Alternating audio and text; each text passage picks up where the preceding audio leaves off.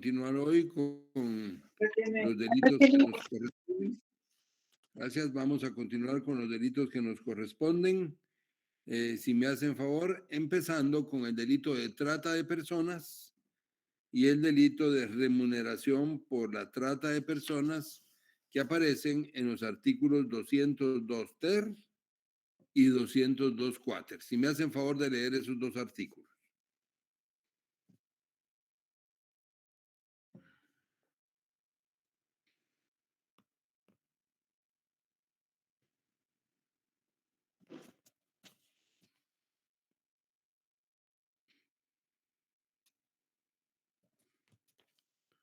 Si me hacen favor, leer el artículo 202 primero, ¿sí? Artículo 202 trata de personas. Constituye delito de trata de personas la captación, el transporte, traslado, retención, acogida o recepción de una o más personas con fines de explotación. Quien cometa este delito será sancionado con prisión de 8 a 18 años y multa de 300,000 a 500,000 quetzales. En ningún caso se tendrá en cuenta el consentimiento prestado por la víctima de trata de personas o por su representante legal. Para los fines del delito de trata de personas se entenderá como fin de explotación la prostitución ajena, cualquier obra, forma de explotación sexual, los trabajos o servicios forzados, cualquier tipo de explotación laboral, la mendicidad, cualquier forma de esclavitud, la servidumbre, la venta de personas, la extracción y el tráfico de órganos y tejidos humanos, el reclutamiento de personas menores de edad para grupos delictivos organizados, adopción irregular, trámite irregular de adopción, pornografía, embarazo forzado o matrimonio forzado o servil. Muy bien, muy bien. Muchas gracias. Si quieren, vamos a ver este primero. Muchas gracias. Entonces,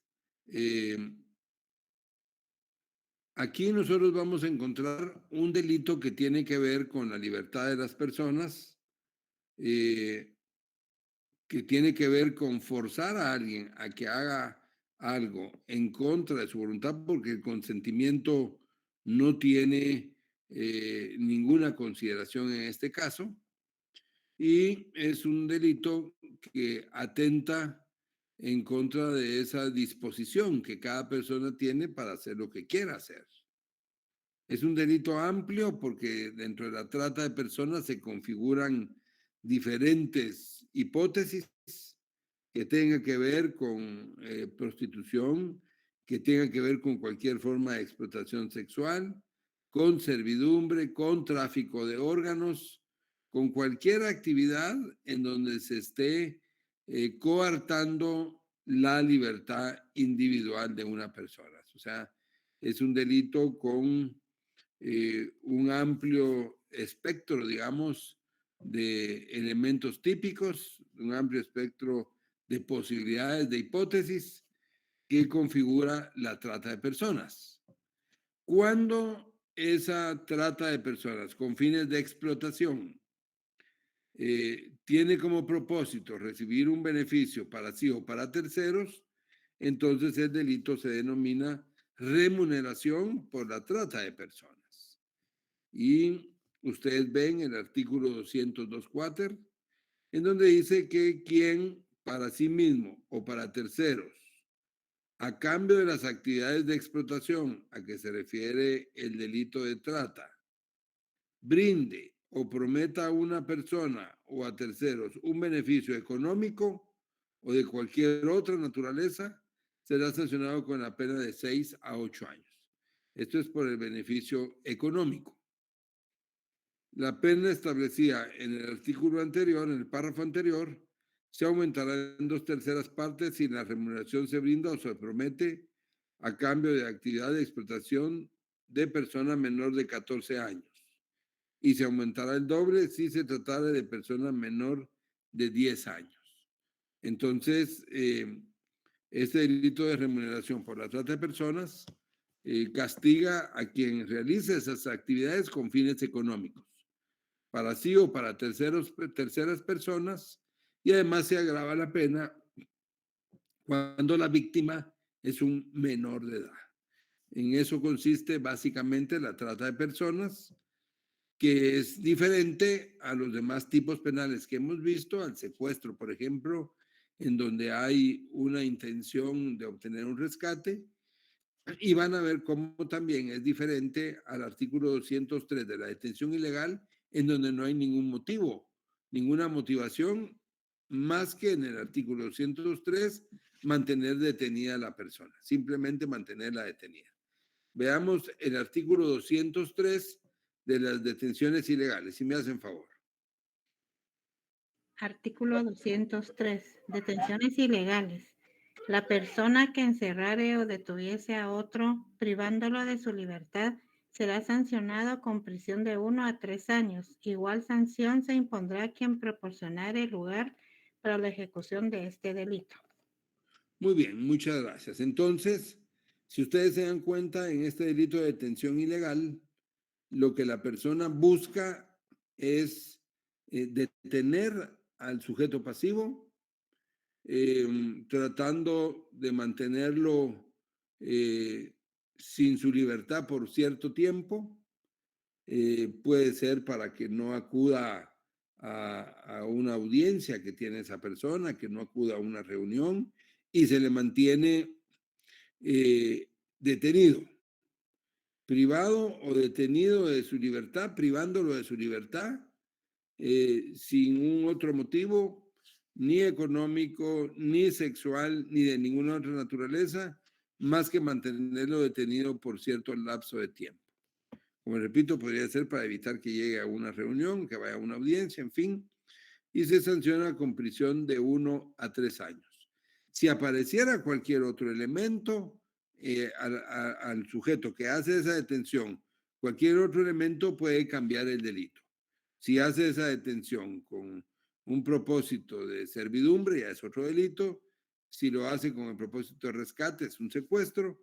Pero si no tiene ningún otro propósito específico, es una detención ilegal que dentro de los delitos contra la libertad individual es uno de los delitos que tiene pena más baja, al igual que la aprehensión ilegal. Bueno, luego el artículo 204 regula varias circunstancias agravantes para los que hayan cometido alguno de los delitos contra la libertad individual. Circunstancias agravantes que van desde circunstancias vinculadas al sujeto activo, por ejemplo, se agrava si el sujeto activo es funcionario o es pariente de la víctima, o agravantes que tienen que ver con las circunstancias del sujeto pasivo, por ejemplo, que sea un menor de edad o una persona incapaz de valerse por sí misma o un adulto mayor, o circunstancias agravantes que tengan que ver con el modo en que se cometió el delito, por ejemplo, por medios violentos, por más de 2 personas, en fin, por la forma en que se cometió el delito. Entonces, el artículo 204 contiene agravantes, que son las que van a aumentar la pena según el monto que cada uno de esos grupos de agravantes determine. Veamos, por favor, si me hacen el favor, el artículo 204, circunstancias agravantes, si me hacen favor. Artículo 204. Circunstancias agravantes. Reformado por el artículo 49 del decreto 9-2009 del Congreso de la República. Las penas señaladas en los artículos anteriores se aumentarán en una tercera parte si concurriera alguna de las circunstancias siguientes. 1. Si el secuestro, plagio, encierro o detención durare más de 3 días. 2. Si en la ejecución del delito mediare amenaza de muerte, trato cruel o infamante para la persona ofendida, trato cruel o infamante para la persona ofendida. Perdón, 2 veces está lo mismo. 3. Si el delito fuera cometido por más de 2 personas. 4. Si fuera debilitada o anulada la voluntad de la víctima de propósito o por cualquier medio. 5. Si la víctima, a consecuencia del hecho, resultare afectada mentalmente, temporal o en forma definitiva. Si las penas se refieren a los delitos contemplados en los artículos 191, 192, 193, 193 bis, 194, 195, 195 bis, 195 ter, 195 quater, 202 ter y 202 quater, la pena se aumentará en una tercera parte si concurre cualquiera de las circunstancias siguientes. A. Se recurre a violencia. B. Se recurra a matrimonio servil, a sustitución de un niño por otro, suposición de parto o a la supresión o alteración del estado civil. C. La víctima fuera persona con incapacidad volitiva, cognitiva o de resistencia o adulto mayor. D. El autor fuera pariente de la víctima o responsable de su educación, guarda, custodia, cuidado y tutela, o sea, el cónyuge, excónyuge, conviviente o exconviviente de la víctima o de uno de sus padres. E. El autor actuare con uso de armas, sustancias alcohólicas, narcóticas, estupefacientes, otros instrumentos o sustancias que lesionen gravemente la salud de la persona ofendida. F. La víctima se encontrare en estado de embarazo. G. El autor del delito de trata de personas sea un funcionario, empleado público o profesional en el ejercicio de su función. La pena de imponerse aumentará en 2/3 partes y en los casos comprendidos en los artículos 201 y 203, la acción se hubiera ejecutado con simulación de autoridad o si la víctima es persona menor de 18 y mayor de 14 años. En 3/4 partes si es menor de 14 y mayor de 10 años de edad, y del doble si la víctima es persona menor de 10 años. Muy bien, muchas gracias. Oye, muchas gracias. Bueno, miren, jóvenes, aquí nosotros encontramos pues varias circunstancias agravantes. Ahí va fijando la propia ley si se aumenta en una tercera parte, si se aumenta en 2/3 partes, si se impone el doble de la pena. En fin, la propia ley les va diciendo a ustedes, según la circunstancia agravante que se dé, bueno, cuánto se aumenta la pena. Ya ustedes saben cómo aumentar las penas, digamos, aumentando el mínimo y aumentando el máximo, dentro del cual quedan fijadas las nuevas penas, pero son circunstancias agravantes diversas, en donde, pues, con el apoyo de la doctrina, con el apoyo de la propia ley, les va diciendo a ustedes en cuánto se aumenta según la circunstancia agravante de que se trate. Por supuesto que referirnos a cada una de esas circunstancias agravantes es extenso porque son varias circunstancias agravantes, todas muy importantes. ¿Estamos claros en eso, jóvenes? ¿Cuáles son esas circunstancias agravantes? Disculpe con una consulta. Dígame.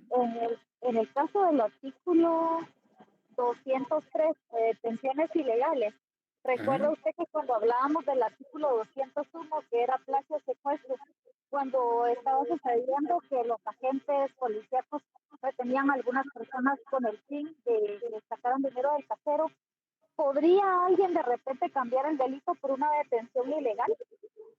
Porque es Cuando los, solamente por un momento.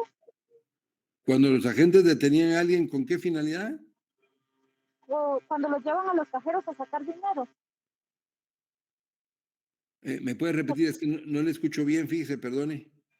Ok, permita. ¿Me escucha mejor ahí? ¿Ahora sí? Disculpe. Por ejemplo, la otra vez veíamos el delito de plagio o secuestro en el artículo 201, Ajá. pero también mencionábamos que a veces algunos agentes retienen a algunas personas con el fin de que retiren dinero de los cajeros, o sea, la detención es momentánea. En algún momento algún abogado podría cambiar el delito no por plagio o secuestro, sino que por una detención ilegal. ¿Se No, podría? no. No, porque miren, hay casos complicados, pues, en donde establecer la tipicidad del delito es complicado, pero yo este caso no lo miro complicado, porque, vea, el artículo 203 dice la persona que encerrara o detuviera a otro privándolo de su libertad. No dice absolutamente nada más. Digamos, menos que sea para un beneficio económico. Menos que sea para un beneficio económico. Cuando aparece un beneficio económico, un canje o un rescate, el delito es otro. No importa que sea un secuestro express, como hablamos esa vez. no pueden cambiarlo. El abogado puede plantear cualquier cosa, pues, y él está en el derecho de defenderlo de la manera que crea conveniente. Pero técnicamente, si media un rescate o cualquier otro propósito similar, que sea un propósito económico, eso es un secuestro, no importa que sea un secuestro express. La detención ilegal no contempla esa posibilidad. Ok, muchas gracias, licenciado. Muy bien, para servirle. Y lo otro, bueno, les decía, son muchas circunstancias agravantes, pero yo me recordaba, aquí hay mucho que hablar, solo de estas circunstancias habría mucho que detenernos a platicar, pero creo que leyéndolo despacio, sabiendo dónde están esas agravantes, sabiéndolo interpretar, ustedes no se pueden perder, ni se deben perder con el auxilio de su ley y haciendo una buena interpretación. Pero como estaba viendo yo que aquí se menciona varias veces a la víctima, por ejemplo, miren en el primer listado de circunstancias agravantes, en el artículo 204, dice, en el numeral 5 dice, si la víctima a consecuencia del hecho resultara afectada mentalmente. Luego, ustedes vean ya en el segundo, donde está el segundo listado de circunstancias agravantes, en la literal C, dice, la víctima fuera persona con incapacidad volitiva, cognitiva o resistencia o adulto mayor. Vean la literal F, la víctima se encontrará en estado de embarazo. Vean cómo habla en varios casos de estas circunstancias agravantes, tiene que ver con la víctima, con la víctima. Y yo me recordaba de algo que aprovecho para decírselos ahorita porque después ya no volvemos a tocar un tema de estos y yo no me recuerdo, no podemos tocar el tema. Vean, por ejemplo, la literal C. Dice, la víctima fuere persona con incapacidad volitiva, cognitiva o de resistencia o adulto mayor. ¿Qué miran ustedes aquí en la víctima? ¿Qué miran? ¿Qué característica tiene esa víctima de la literal C?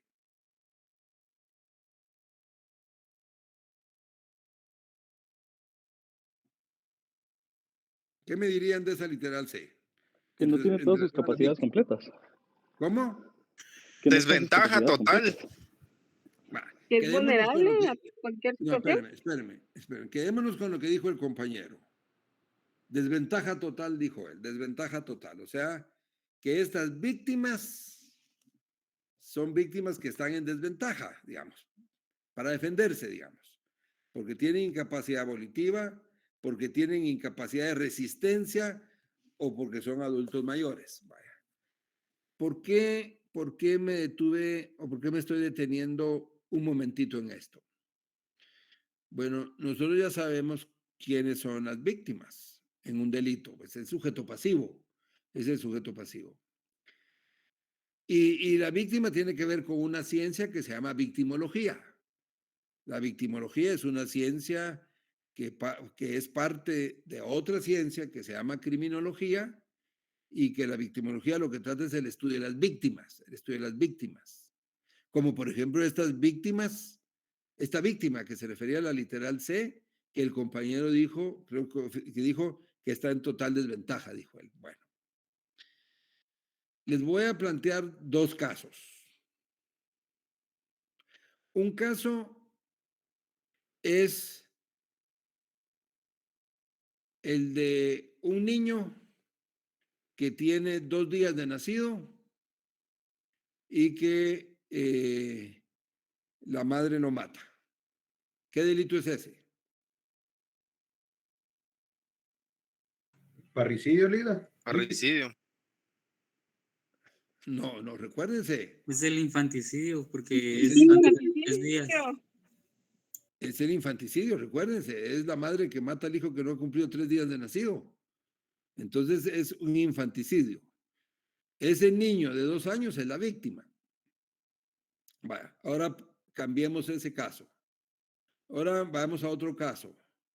Una dama, pongámosle de unos, ¿qué? 25, 30 años, va a una discoteca, ella va pues vestida como quiere vestir para ir a esa discoteca y va con una falda corta, y luego se pone a bailar y a ingerir licor con un desconocido que está ahí. Y se ponen a bailar. Y ella ingiere licor con un desconocido. Luego el desconocido la invita a ir a su apartamento, al apartamento de él.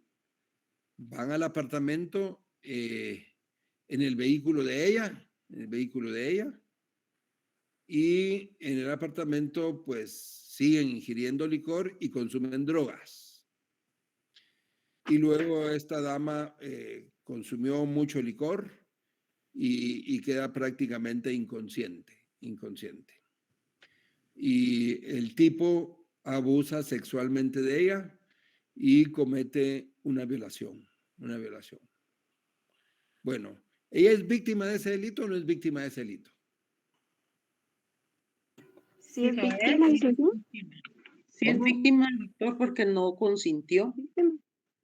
No, perdone, ¿qué me decía? Que sí es víctima, licenciado, porque ella no dio la autorización para que se relacionaran con ella sexualmente, entonces sí es víctima. Porque no fue con su consentimiento.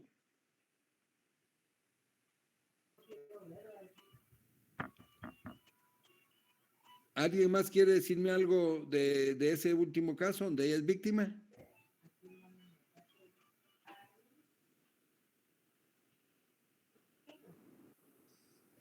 Que no está en el uso total de sus facultades.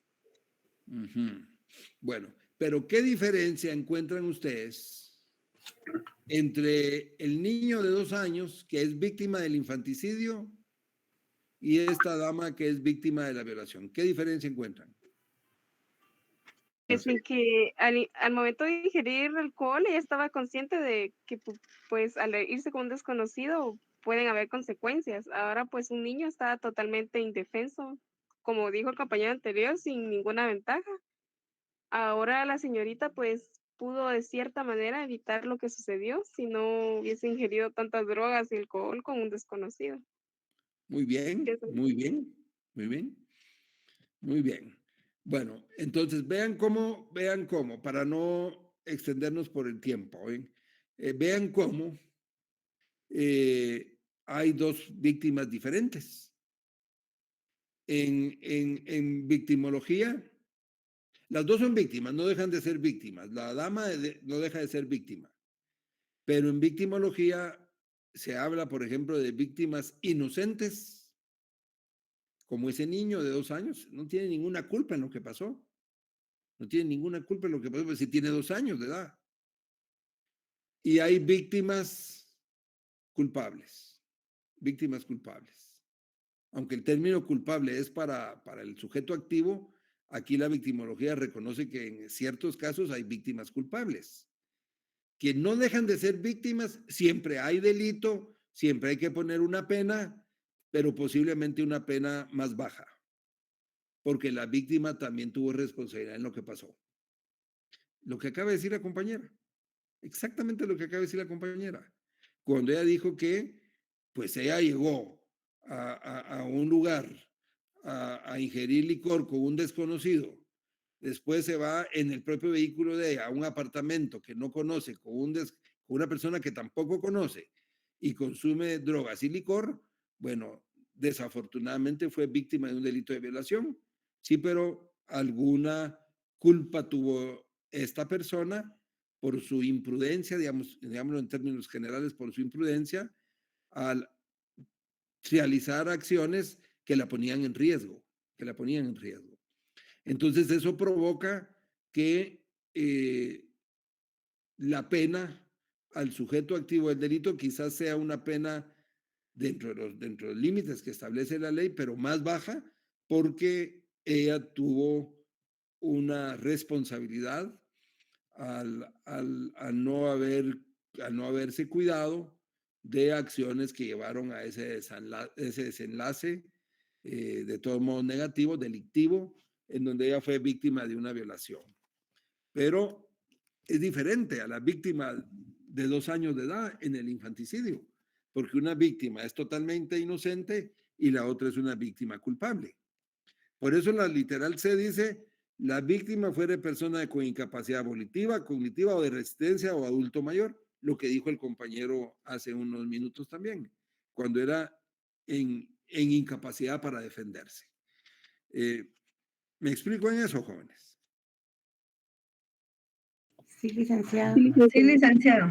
Bueno, lo cierto es entonces que el artículo 204 contiene, digamos, diversas circunstancias agravantes, unas por la víctima, ya hablamos ahorita de eso, otras por el sujeto activo y otras por la forma en que se comete el delito. Bueno, si no hubiera ninguna pregunta, entonces nos pasamos al artículo 205 de la aprehensión ilegal, si me hacen favor. Artículo 205. Aprehensión ilegal. El particular que fuera de los casos permitidos por la ley aprehendiere a una persona para presentarla a la autoridad será sancionado con multa de 50 a 200 quetzales. Muy bien, muchas gracias, muchas gracias. Entonces, aquí vamos a ver nosotros la aprehensión ilegal. Los elementos del delito son la detención de una persona sin tener respaldo legal, el propósito de presentarlo a la autoridad. Es decir, en este artículo de aprehensión ilegal, vean, diferente a la detención ilegal del 203, en este artículo de aprehensión ilegal, el particular detiene a una persona. ¿Para qué la detiene? Para presentarla a la autoridad. Dice, eso es un delito, que se llama aprehensión ilegal y tiene una pena, baja pero tiene una pena. Pero dice que el particular comete ese delito cuando fuera de los casos permitidos por la ley, aprehende a una persona para presentarlo a una autoridad. ¿Cuáles son los casos permitidos por la ley?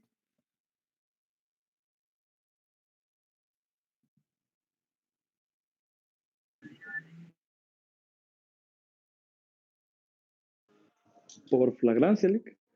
La flagrancia. Leamos el artículo 6 de la Constitución Política. Muy bien. Leamos el artículo 6 de la Constitución Política.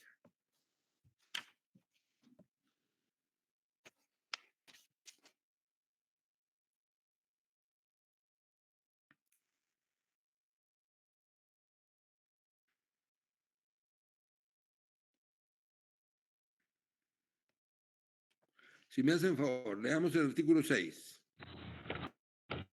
Detención legal. Ninguna persona puede ser detenida o presa sino por causa de delito o falta y en virtud de orden liberada con apego a la ley por autoridad judicial competente. Se exceptúan los casos de flagrante, delito o falta. Los detenidos deberán ser puestos a disposición de la autoridad judicial competente en un plazo y no podrán quedar sujetos a ninguna otra autoridad. El funcionario o agente de la autoridad que infrinja lo impuesto será sancionado conforme a la ley y los tribunales de oficio iniciarán el proceso correspondiente. Bueno, muchas gracias, muchas gracias. Entonces, el único caso en donde una persona puede detener a otra para presentarla a la autoridad es el delito flagrante. En el caso de flagrancia, que flagrancia es cuando se está cometiendo el delito, en ese momento. Solo en ese momento puede detenerse a una persona para presentarla a la autoridad. De ahí, si no es por flagrancia, el que detenga a otro, aun cuando sea para presentarlo a la autoridad y aun cuando sea que esa persona tiene una orden de detención pendiente, el particular que lo detiene comete aprehensión ilegal. Bueno, vámonos ahora entonces al delito de allanamiento de morada. Vámonos al delito de allanamiento de morada y si me hacen favor, leamos el artículo 23 de la Constitución Política.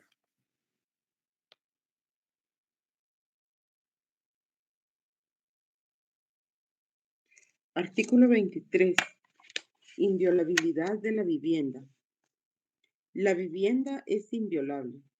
Nadie podrá penetrar en morada ajena sin permiso de quien la habita, salvo por orden escrita de juez competente en la que se especifique el motivo de la diligencia y nunca antes de las 6 ni después de las 18 horas. Tal diligencia se realizará siempre en presencia del interesado o de su mandatario. Muy bien, muchas gracias, muchas gracias. Ahora leamos el artículo 206 del Código Penal. Si me hacen favor. El particular que, sin autorización o contra la voluntad expresa o tácita del morador, clandestinamente o con engaño, entrara en morada ajena o en dependencias o permaneciere en ella, será sancionado con prisión de 3 meses a 2 años. Muy bien, muchas gracias. Entonces, de los dos artículos anteriores podemos extraer que la inviolabilidad del domicilio es una garantía constitucional.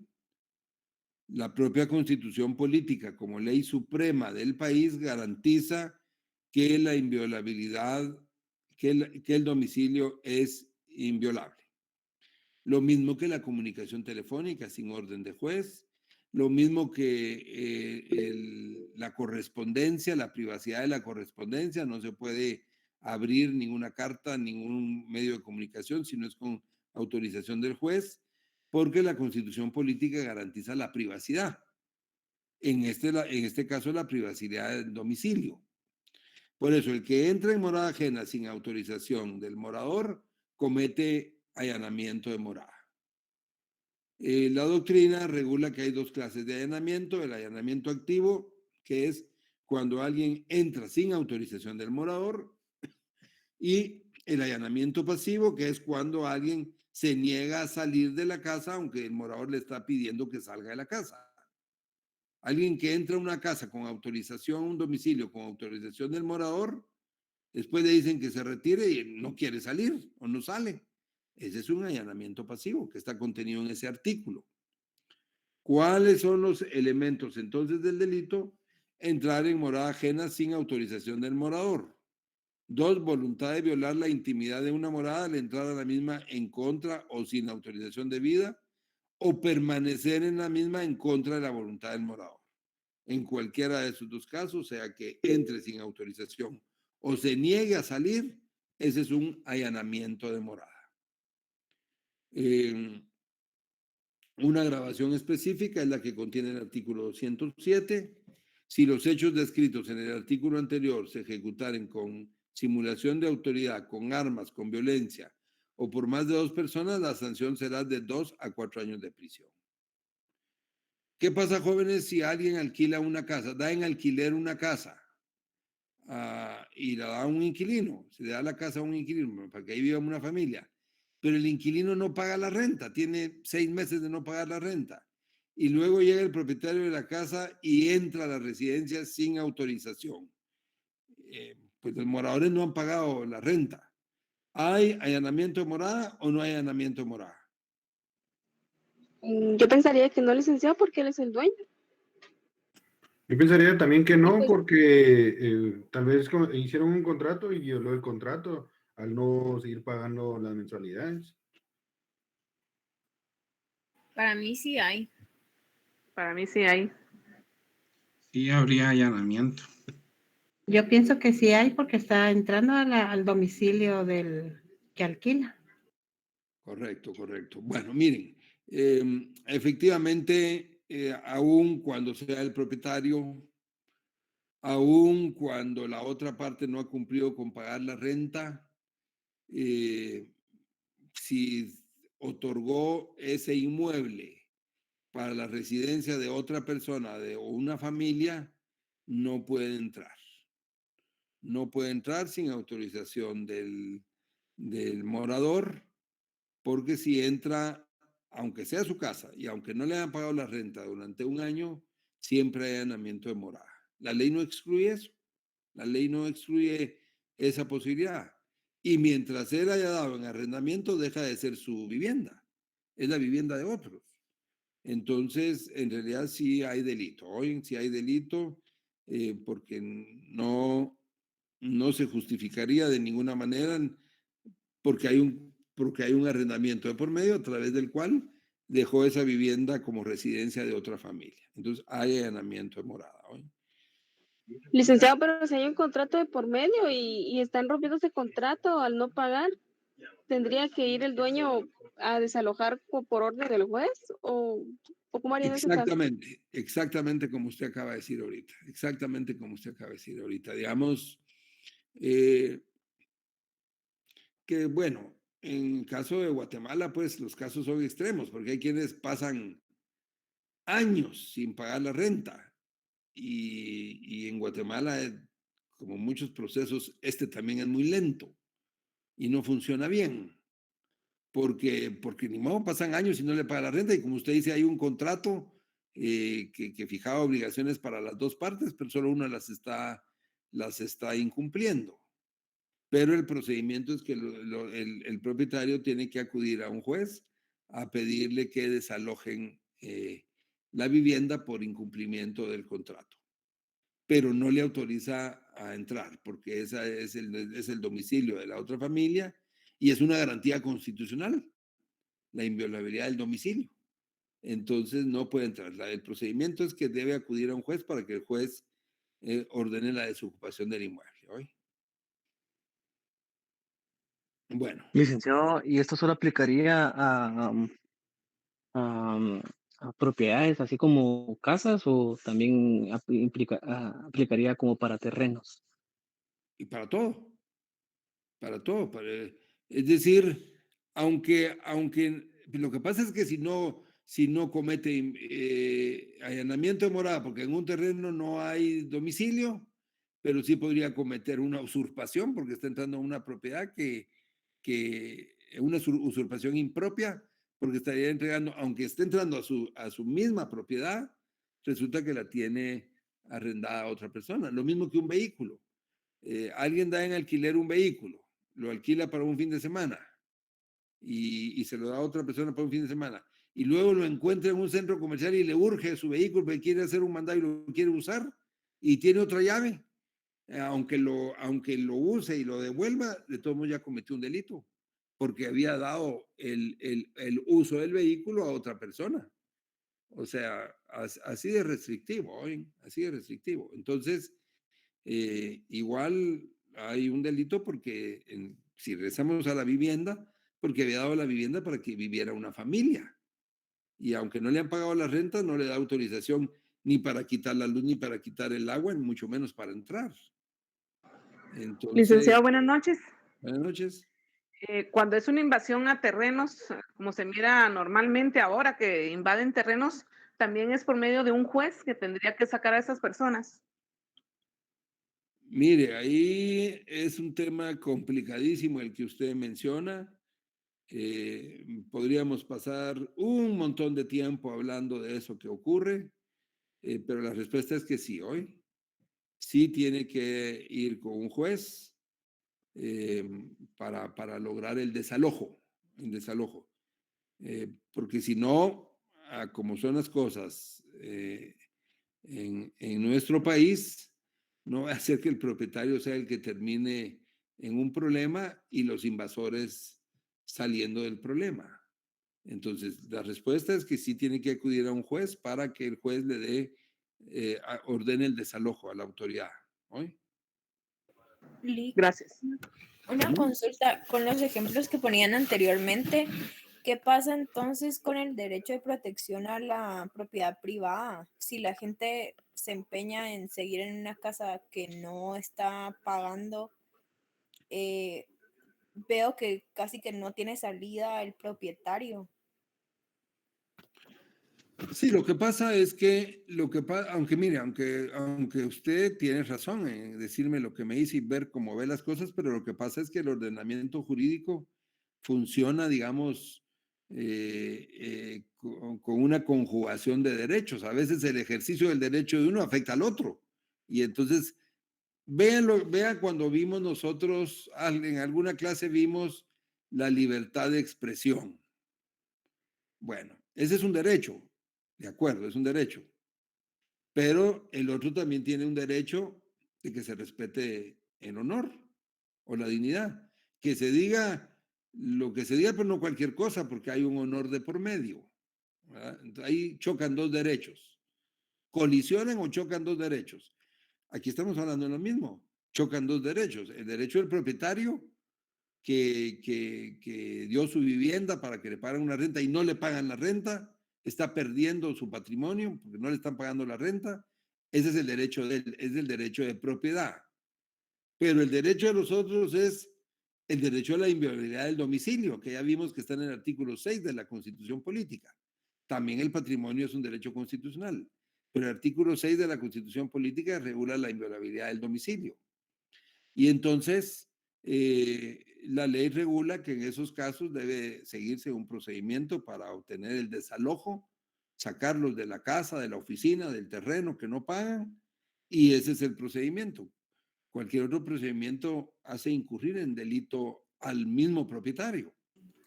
Entonces, el procedimiento es que debe acudir a un juez para que el juez autorice el desalojo. Licenciado, y si a la hora de hacer el contrato de arrendamiento se pone ahí de que si falta a tantas mensualidades se tiene que desocupar. No, si eso lo dicen todos los contratos. Es que eso, todos los contratos dicen que con una sola renta que no se pague da el derecho a pedir la desocupación. Sí, pero da el derecho a pedir la desocupación. El problema es que el caso en los tribunales va a tardar 5 años. No, los contratos sí dicen eso, o pueden decir eso.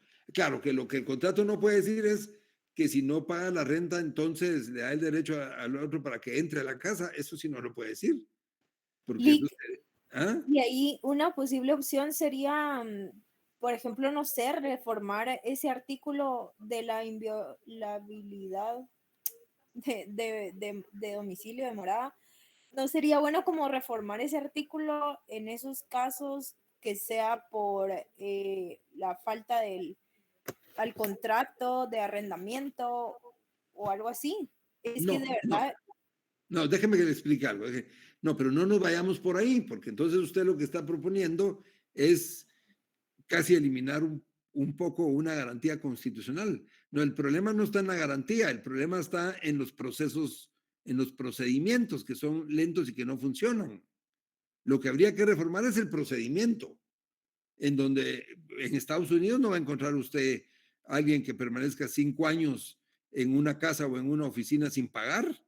En Estados Unidos en 2 o 3 meses lo sacan a como el lugar porque el procedimiento es ágil y el procedimiento es diferente. Pero no cambiar la garantía constitucional, sino cambiar el procedimiento, ¿verdad? No irse por el lado de quitar la garantía porque entonces se puede prestar a que alguien abuse de esa posibilidad y que comiencen a violar garantías de las personas.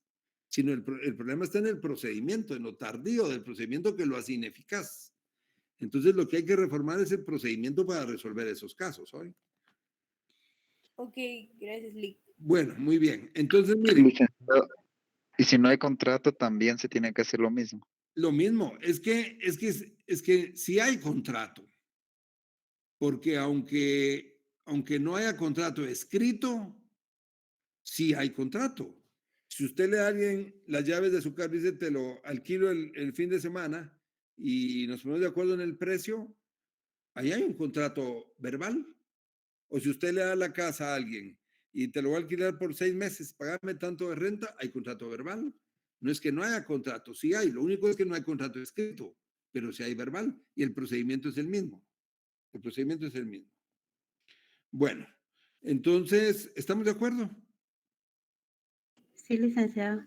Vaya, entonces, veamos ahora las excepciones. Estamos en el allanamiento de morada, ¿verdad? Veamos las excepciones. Que alguien esté pidiendo auxilio dentro de una casa. Recuérdense de lo que vimos hace como 1 mes o 2 meses de una lamentable situación en donde una jovencita pedía auxilio y en una casa se oían los gritos en la madrugada y entró la policía y encontraron a una jovencita que la estaban desmembrando de sus extremidades y falleció. Bueno, ahí la policía no fue a pedir orden de juez, ahí entró porque estaban pidiendo auxilio. Pensemos en el caso de una persona que va huyendo porque le están disparando, encuentra una puerta abierta y se mete a la casa sin pedir permiso, porque le están disparando. Ya va herida la persona, pues todos esos son casos de estado de necesidad. Ahí no hay delito, porque hay otra vez una colisión de derechos, ¿se dan cuenta? El otro quería salvar su vida, pues no se metió a la casa para salvar su vida. Entonces, hay una colisión de derechos. La morada de una persona o la vida de la otra vale más la vida de la otra. Lo mismo que el que estaba pidiendo auxilio y entra la policía. Por eso el artículo 208 regula esas excepciones. Leamos el artículo 208, si me hacen favor. Artículo 208. Excepciones. Lo dispuesto en los artículos 206 y 434 no es aplicable al que entra en la morada ajena para evitar un mal grave a sí mismo, a los moradores o a un tercero. Tampoco tiene aplicación respecto de los cafés, cantinas, tabernas, posadas, casas de hospedaje y demás establecimientos similares, mientras estuvieran abiertos al público. No están comprendidos en esta excepción las habitaciones privadas de los hoteles y demás establecimientos a que se refiere el párrafo anterior, que constituyan morada para quien las habita. Muy bien, muchas gracias, muchas gracias. Entonces, aquí, pues obviamente un café, un hotel, un lugar abierto, el que entra a un lugar abierto no comete ningún allanamiento de morada. Pero el que entra a una habitación de un hotel, una habitación que está alquilada y entra en contra de la voluntad de los moradores, claro que comete siempre el allanamiento de morada. Bueno, esas son las excepciones. Doctor, resulta una pregunta. Ujú. Y digamos, en caso de que el agente de la Policía Nacional Civil vea un asalto, digamos, si el ladrón ingresa a su casa, si después está en persecución, sí puede entrar la PNC, no habría ningún inconveniente. Bueno, siempre que esto implique un grave riesgo para los moradores, podrían entrar. Siempre que se dé en ese momento, que esté huyendo, se mete a una casa, va armado, pues hay un riesgo para los moradores y la policía entra, está ante el cumplimiento de un deber. No por capturarlo, sino porque para capturarlo mejor podría hacer una vigilancia y pedir la orden de captura a un juez y el allanamiento a un juez para entrar al siguiente día, si fuera solo por capturarlo. Pero argumentemos mejor que lo que pasa es que esta persona entró armada a una residencia donde hay niños, hay mujeres, y eso pone en riesgo la vida de las personas y la policía entra para capturarlo. Y especialmente para proteger la vida de las personas que están en esa residencia. Podrían hacerlo perfectamente sin orden de juez. Oh, yeah. Gracias.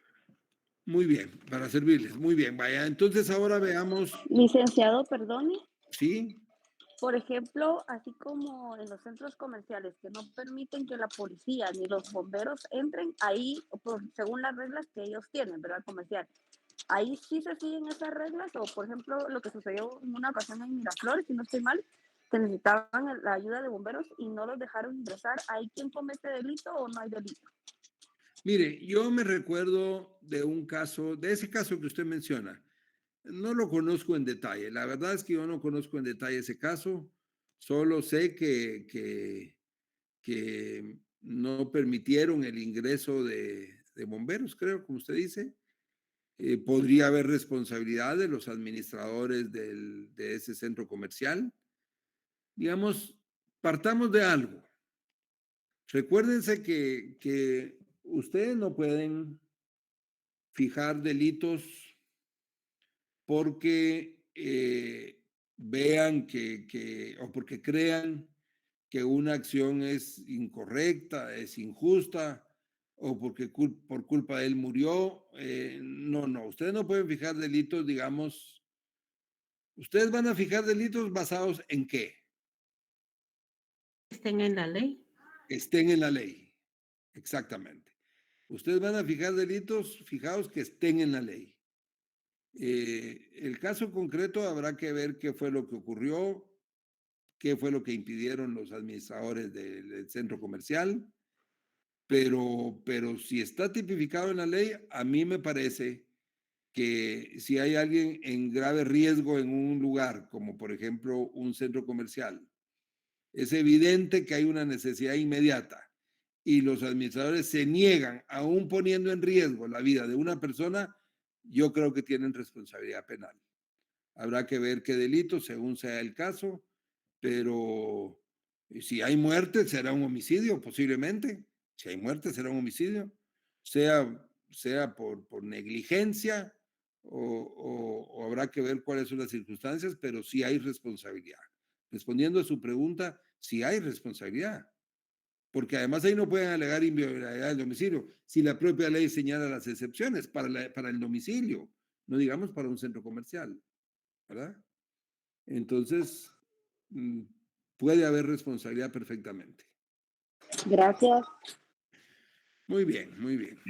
Licenciado, buenas noches. Entonces, cuando aquí el código habla del artículo 434, dice violación de sellos. Esto porque estamos hablando de que la inviolabilidad de la vivienda también es inviolable la correspondencia y las conversaciones telefónicas. ¿O por qué nos refiere al 434? Disculpe. No, no tenga pena, no tenga pena. Porque si nosotros vemos el 434, dice el funcionario o empleado público que ordenare abriere o consintiere que otro abra papeles o documentos cerrados cuya custodia le estuviere confiada será sancionado con multa. Bueno, porque, digamos, la ley, como yo les decía hace un momento, contiene garantías de privacidad, Por ejemplo, la privacidad de la vivienda, la privacidad de las comunicaciones, la privacidad de cualquier... Ve el 435. Dice, el funcionario empleado del servicio de telégrafos que supusiere o falsificar un despacho telegráfico será sancionado con prisión. Igual sanción se aplicará a los funcionarios empleados públicos de servicios de radiogramas o cablegramas que suspendieren o falsificaren despachos correspondientes a sus respectivos servicios. En cualquier caso, en donde se viole la intimidad o la privacidad de las personas, se comete un hecho delictivo. Todavía más claro, mire el 436, miren el 436. En la otra era allanamiento de morada, ¿se recuerdan? En lo que estamos, allanamiento de morada. Pero ¿quién comete el allanamiento de morada? Un particular que entra a una morada sin autorización de juez. Ahora vean el 436. Este ya no es un particular, este es el funcionario o empleado público que allanare un domicilio sin las formalidades prescritas en la ley, será sancionado con prisión de 1 a 4 años. Miren, es un allanamiento de vivienda también, solo que ya no es por un particular, sino es por un funcionario o empleado público. Entonces, en su pregunta, sí, efectivamente, la Constitución Política garantiza la inviolabilidad del domicilio, de las comunicaciones, pero las comunicaciones telefónicas o también escritas por cartas, por cualquier medio de comunicación, y no puede violarse ese derecho ni por un particular ni por un funcionario. ¿Cuándo un funcionario puede entrar a una morada sin autorización del morador? ¿Cuándo un funcionario puede oír una llamada telefónica sin autorización de quienes están comunicando? ¿Cuándo un funcionario puede interceptar una carta y abrirla y enterarse de su contenido? Solo cuando hay orden de juez competente. Que se siguieron los procedimientos para obtener esa orden de juez. Ahí nadie comete ninguna responsabilidad, ningún delito, porque hay una orden de juez para ese efecto. ¿Estamos de acuerdo? Sí, gracias. Muy bien, bueno, ahora sí, pues sigamos con 1 o 2 delitos más. Veamos la sustracción de menores que aparece a partir del artículo 209. Si me hacen favor, vamos a leer de una vez los artículos 209, 210 y 211, si me hacen favor.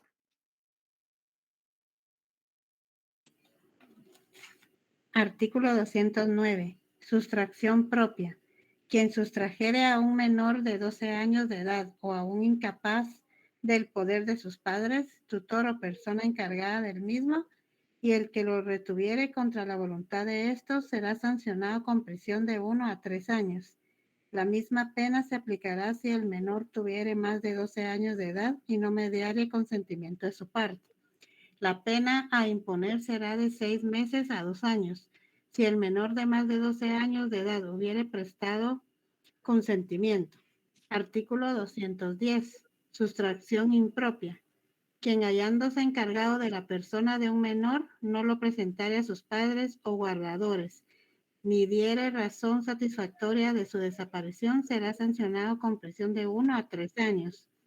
Artículo 211. Sustracción agravada. En caso de desaparición del sustraído, si los responsables no probaren el paradero de la víctima o que su muerte o desaparición se debió a causas ajenas a la sustracción, serán sancionados con prisión de 6 a 12 años. Sin embargo, si la persona sustraída fuera encontrada, la pena se reducirá en la forma que corresponde mediante recurso de revisión. Muy bien, muchas gracias, muchas gracias. ¿Oye? Bueno, aquí quisiera referirme a unos 3 puntos. Veamos primero, ¿quién es el sujeto activo de este delito de sustracción de menores? Pues sujeto activo puede ser cualquier persona, incluyendo el padre o la madre del menor, cuando se les haya quitado por un juez la patria potestad.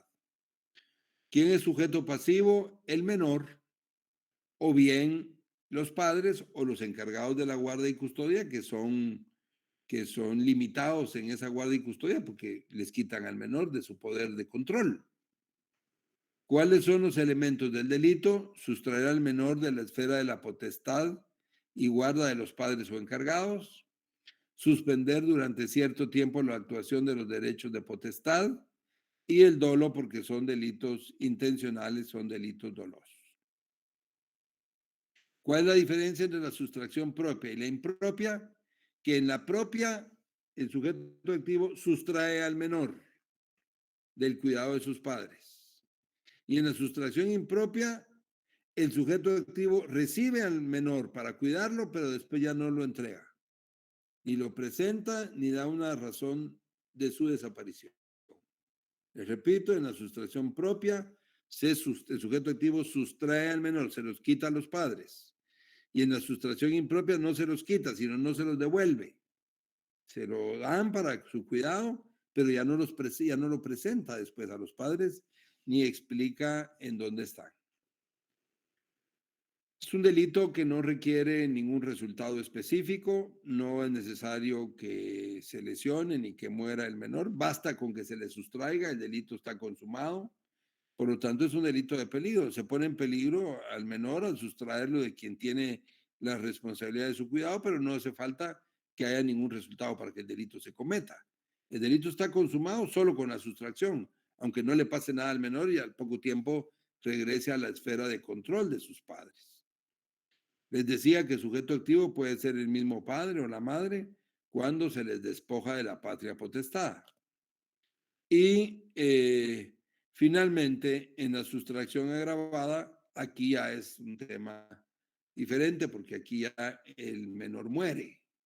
Entonces, por eso la pena es de 6 a 12 años, porque el menor muere o no aparece y no se da una explicación de su desaparición. Por eso la pena es mucho más alta.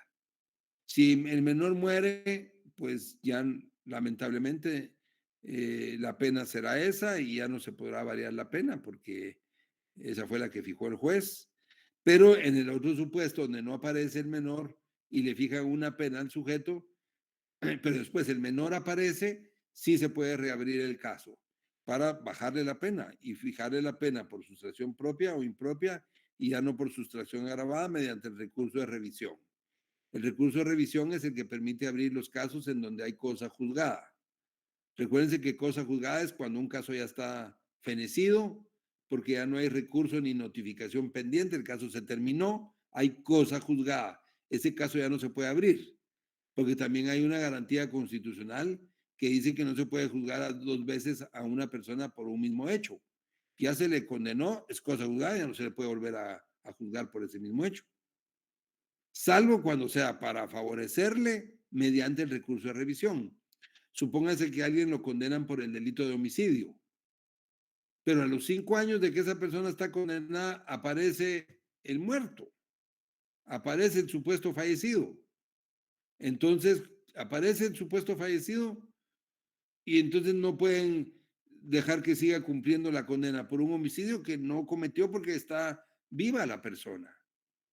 Algo pasó en ese caso que se condenó por un homicidio que no existió porque la persona está viva y no pueden decir, bueno, pero de todos modos, como ya hay cosa dudada, que se quede otros 15 años hasta que cumpla su pena.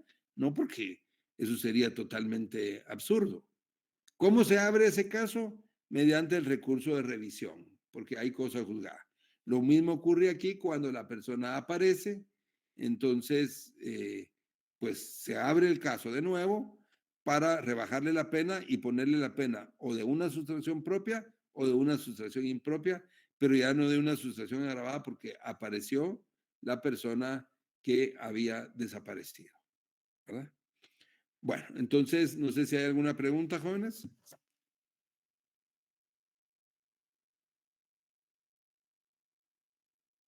No, licenciado. Muy bien.